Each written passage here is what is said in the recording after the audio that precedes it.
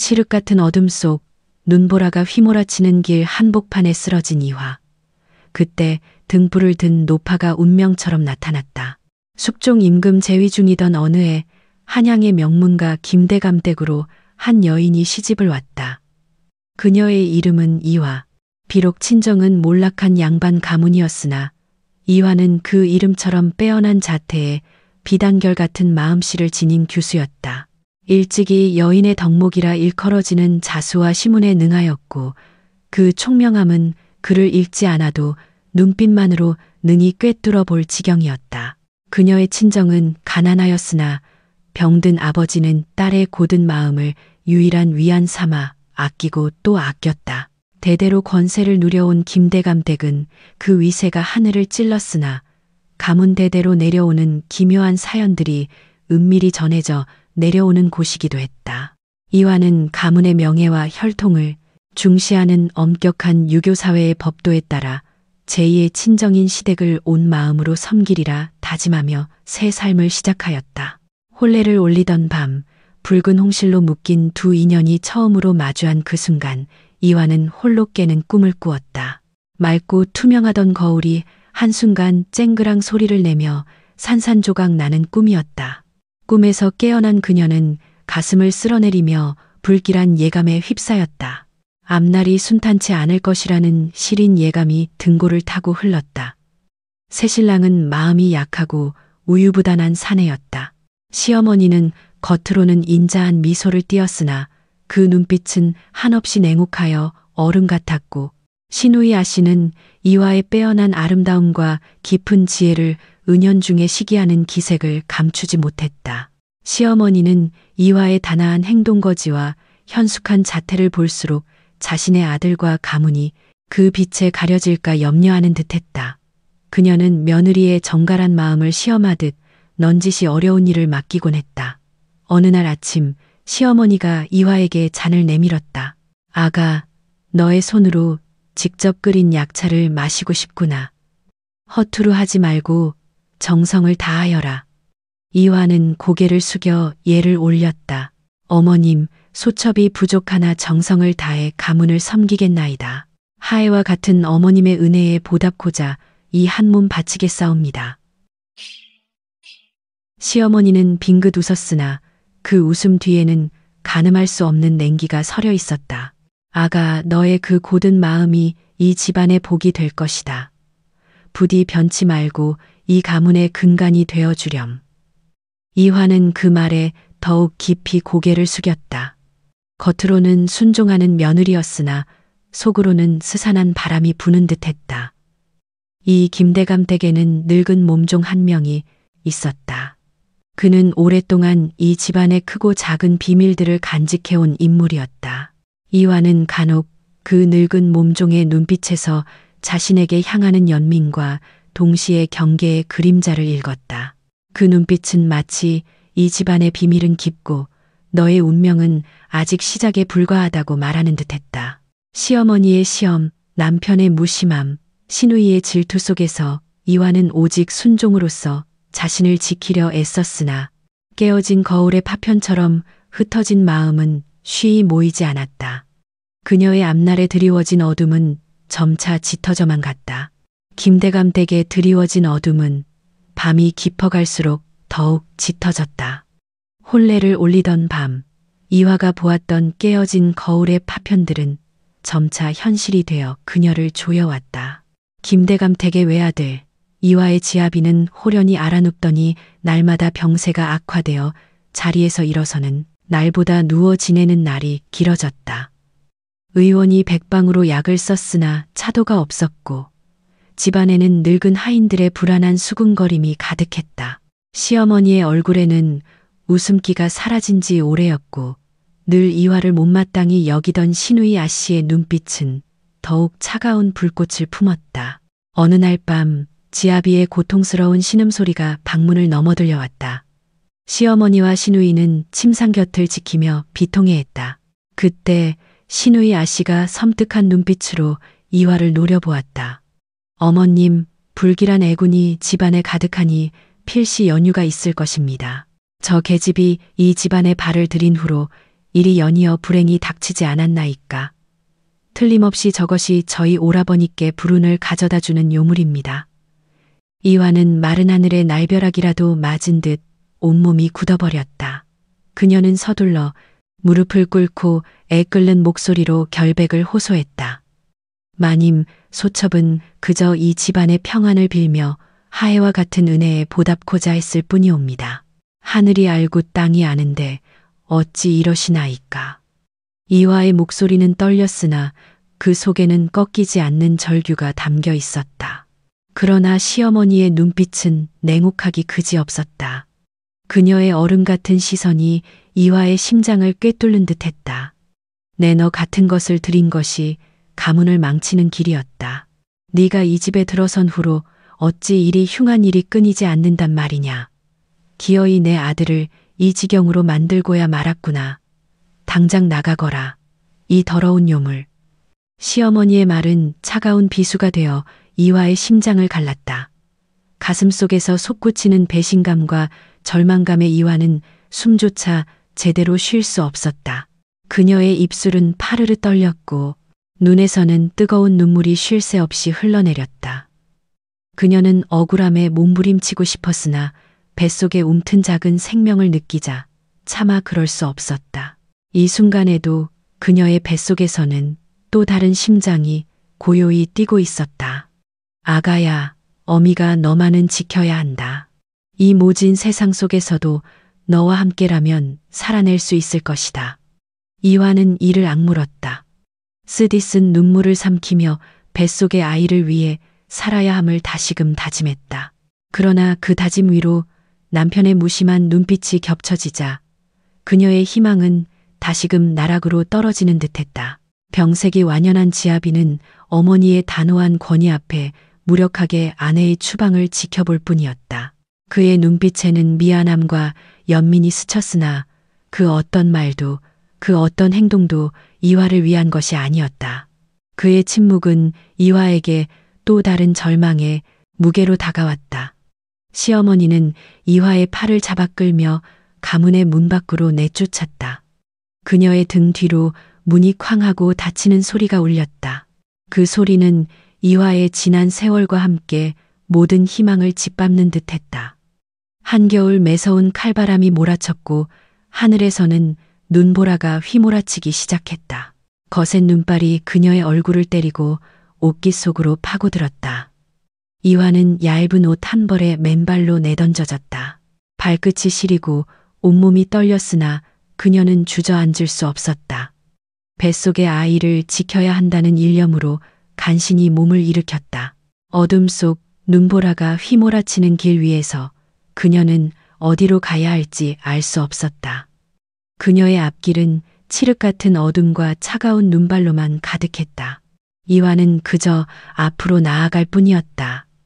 모든 것을 잃은 채 오직 뱃속의 생명만을 의지하며 차가운 눈보라가 휘몰아치는 길 위에 내던져진 이화는 얇은 옷 한 벌의 맨발이었다.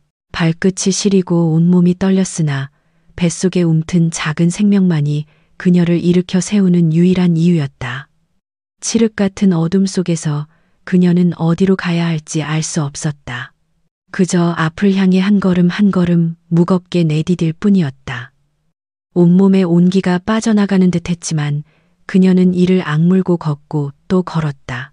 발밑에 채이는 돌멩이와 날카로운 얼음 조각들이 발바닥을 헤집어 놓았으나 이화는 그 고통마저 잊은 듯 묵묵히 길을 걸었다.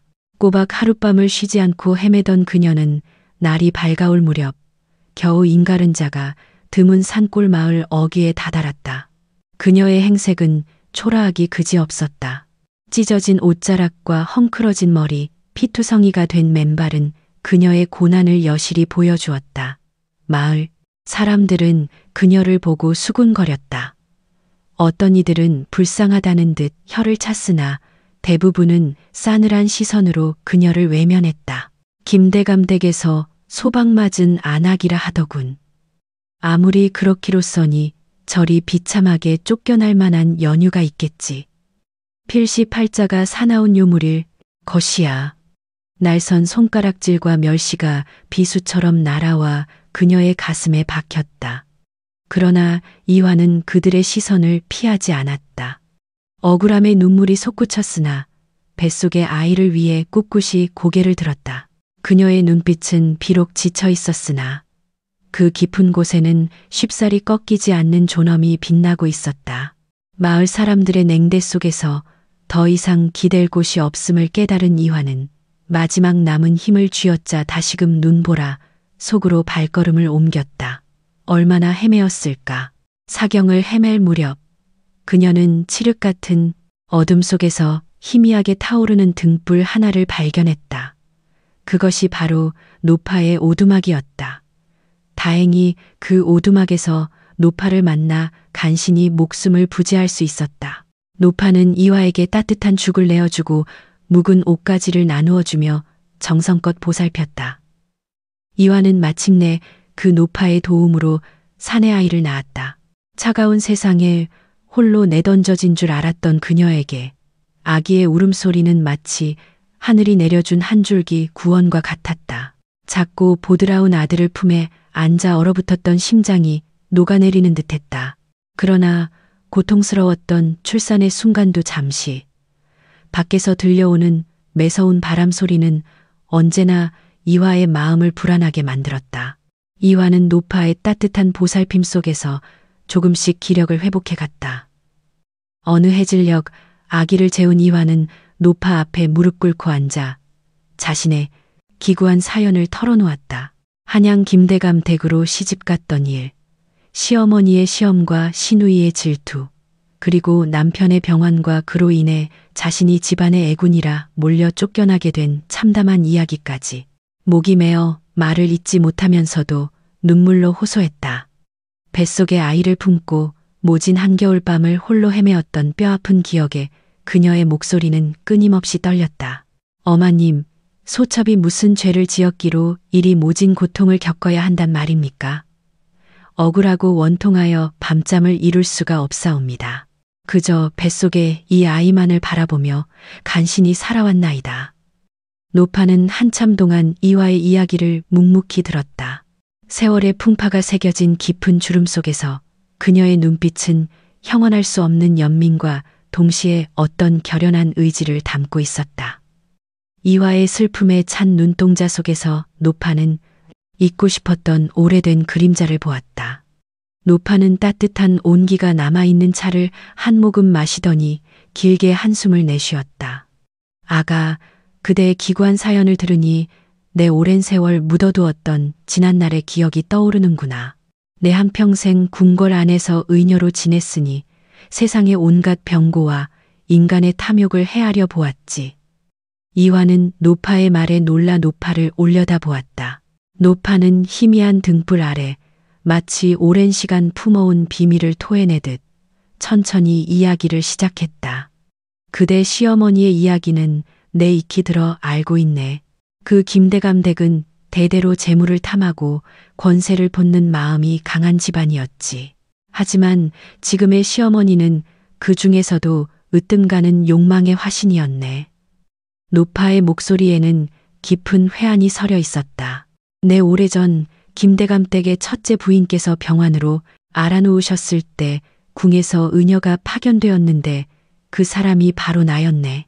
당시 첫째 부인은 병세가 깊어가는 와중에도 기력이 쇠해가는 것이 이상하다 여겨졌지. 이화는 숨을 죽이고 노파의 말에 귀를 기울였다. 노파는 마치 오래된 흉터를 더듬듯 조심스럽게 말을 이어갔다.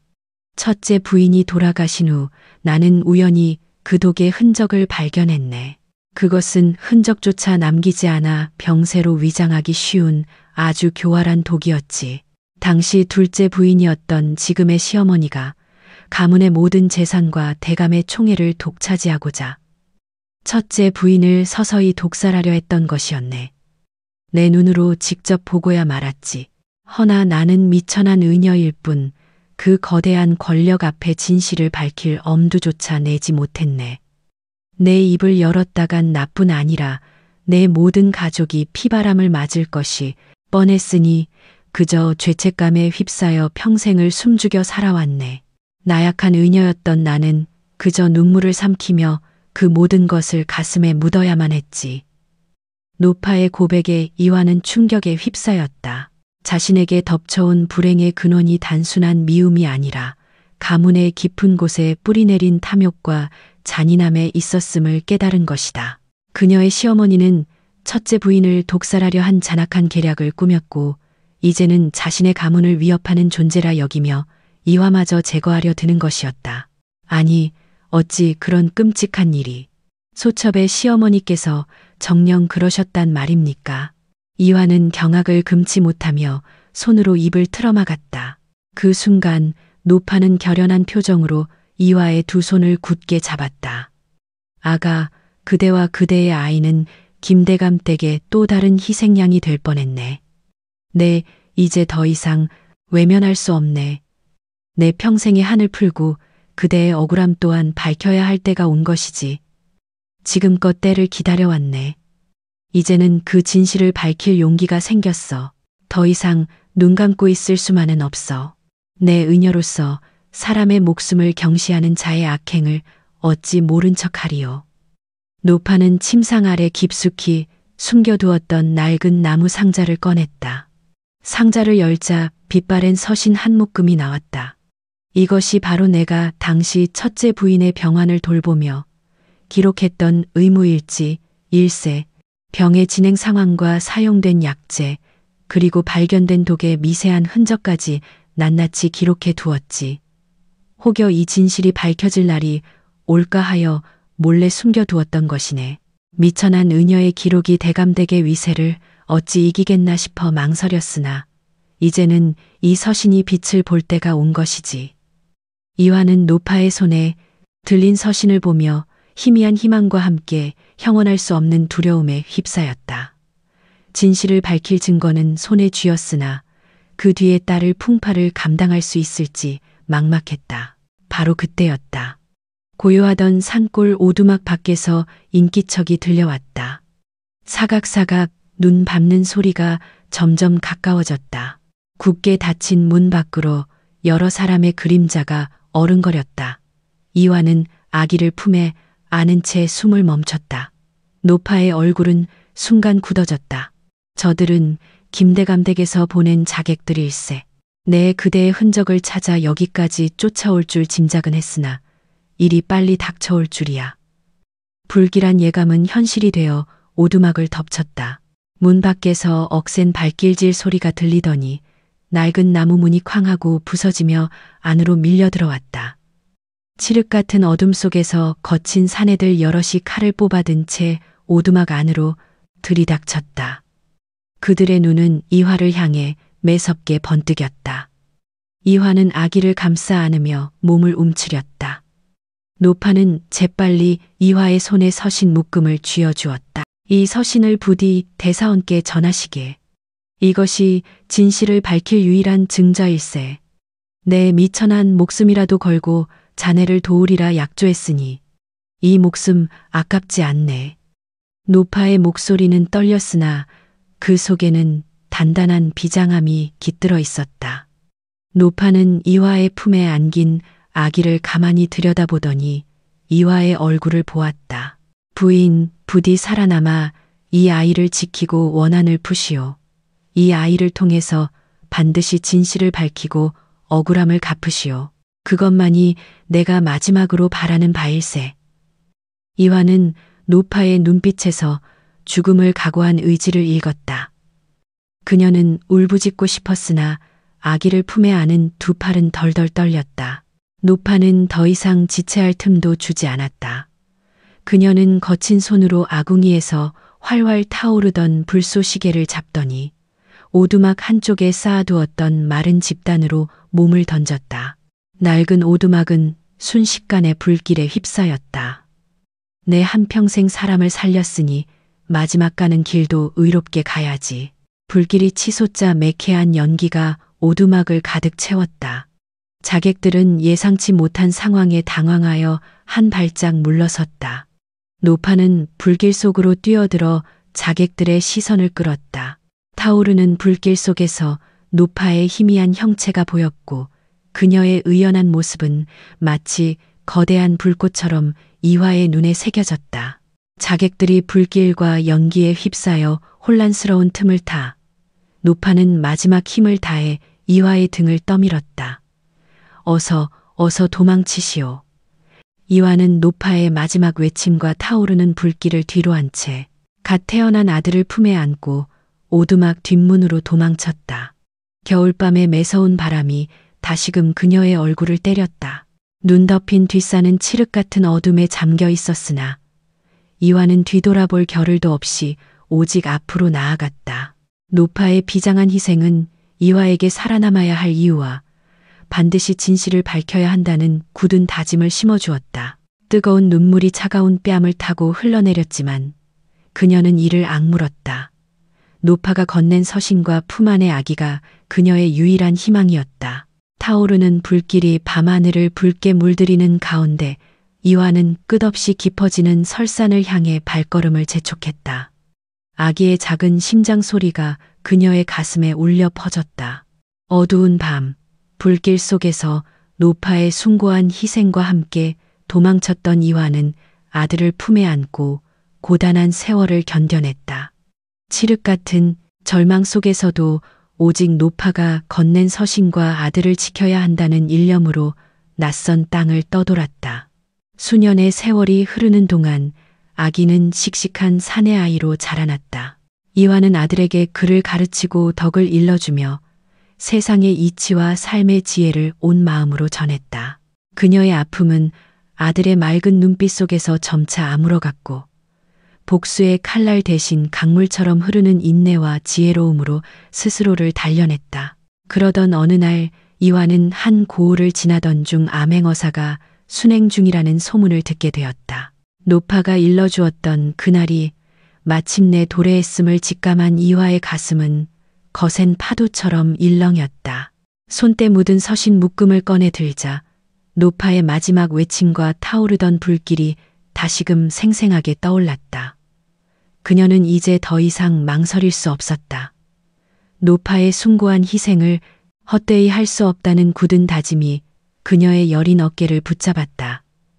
밤늦도록 인가에 불이 켜진 암행어사의 숙소를 찾아간 이화는 조심스럽게 문을 두드렸다. 암행어사는 수심 가득한 얼굴로 여인을 맞이하였다. 이화는 아들의 손을 잡고 무릎을 꿇었다.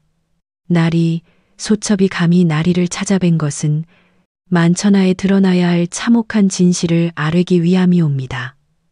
이화는 떨리는 손으로 품속 깊이 간직했던 노파의 의무일지를 내밀었다. 빛바랜 종이에는 김대감 일가의 잔혹한 악행이 낱낱이 기록되어 있었다. 첫째 부인의 병세를 위장한 독살 시도, 이화를 가문에서 내쫓기 위한 온갖 모략과 거짓, 그리고 그들의 오랜 세월 쌓아온 부패와 비리까지 진실의 조각들이 마치 흩어진 구슬처럼 서신 곳곳에 박혀 있었다. 서신을 읽어내려가던 암행어사의 얼굴에는 경악과 분노가 교차했다. 그는 깊은 한숨을 내쉬더니 이화를 향해 고개를 숙였다. 부인, 이 서신이 진정 사실이라면 김대감 일가의 죄는 하늘을 찌르고도 남을 것입니다. 부디 이토록 오랜 세월을 어찌 견디셨나이까. 이화는 눈물을 떨구었다. 그 눈물에는 지난날의 고통과 노파에 대한 그리움, 그리고 마침내 진실을 밝힐 수 있다는 희망이 뒤섞여 있었다. 그분의 숭고한 희생을 헛되이 할 수는 없었습니다. 이 아이를 지키고 억울하게 눈 감으신 노파의 한을 풀어드리는 것이 소첩의 마지막 소명이라 여기며 살아왔나이다. 암행어사는 이화의 용기와 지조의 깊은 감명을 받았다. 그는 즉시 김대감 일가의 악행을 낱낱이 조사하기 시작했다. 이화의 서신은 진실을 밝히는 결정적인 증거가 되었고 김대감 댁의 오랜 비리와 잔혹한 비밀들이 마침내 세상에 드러났다. 겹겹이 쌓여있던 거짓의 장막이 걷히고 가문의 모든 악행이 만천하에 밝혀졌다. 소식을 들은 조정은 발칵 뒤집혔다. 김대감 일가는 영모에 버금가는 죄목으로 국법의 심판대에 올랐다. 탐욕의 눈이 멀어 죄 없는 생명을 해치려 하고 며느리를 모함하여 내쫓은 시어머니와 신우이는 가장 엄중한 벌을 받았다. 그들의 죄는 이미 온 세상에 알려져 인두겁을 쓴 악인이라 손가락질 받았고 결국 참혹한 형벌을 면치 못했다. 대대로 권세를 누리던 김대감댁은 뿌리째 흔들려 한순간에 풍비박산이 나고 말았다. 화려했던 기와집은 폐허처럼 변했고 그들의 오만함과 탐욕은 결국 스스로를 파멸로 이끄는 독이 되었다. 이 모든 진실을 알게 된 이화의 남편은 충격과 죄책감 속에서 허망하게 병석에 눕게 되었다. 그는 자신이 무심하게 외면했던 아내의 고통과 어머니의 잔혹한 진실 앞에서 깊은 절망감에 빠졌다. 며칠 밤낮을 홀로 괴로워하던 남편은 결국 숨을 거두었다. 그의 마지막 숨결은 참회와 후회로 가득했으리라. 이화는 남편의 소식을 듣고도 눈물을 흘리지 않았다. 가슴 한켠에 시린 아픔이 스쳤으나 이미 흐르는 강물처럼 모든 감정을 흘려보낸 듯 담담했다. 그녀는 남편의 영정 앞에서 작게 읊조렸다. 부디 다음 생에서는 평온한 영혼으로 다시 태어나시옵소서. 모든 죄가 밝혀지고 이화의 결백은 만천하에 증명되었다. 조정에서는 그녀의 억울함을 위로하며 다시 김대감 댁의 안방마님 자리로 돌아갈 것을 권했다. 그러나 이화는 고개를 저었다. 그녀의 마음속에는 더 이상 김대감 댁의 화려한 명예나 복수에 대한 미련이 남아있지 않았다. 지난 세월의 고통과 노파의 희생, 그리고 아들을 향한 깊은 사랑이 그녀의 마음을 단단히 붙잡고 있었다. 날이 소첩의 억울함은 이미 풀렸으니 더 이상 바랄 것이 없사옵니다. 김대감 댁으로 돌아가 미진한 영화를 누리는 것보다 이 아이의 어미로 살아가며 그를 바르게 키우는 것이 소첩에게는 더 큰 명예이자 소임이라 생각하옵니다. 그녀는 모든 것을 초연히 내려놓았다. 권세도 명예도 복수심도 모두 흐르는 강물에 흘려보내기로 결심했다. 이화는 아들의 손을 잡고 조용히 한양을 떠났다. 이름 없는 산골마을, 맑은 시냇물이 흐르고 푸른 나무들이 울창한 곳에 작은 초가집을 짓고 소박한 삶을 시작했다.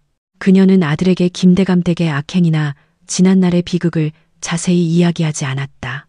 대신 덕과 예절, 그리고 인간에 대한 깊은 자비를 가르쳤다.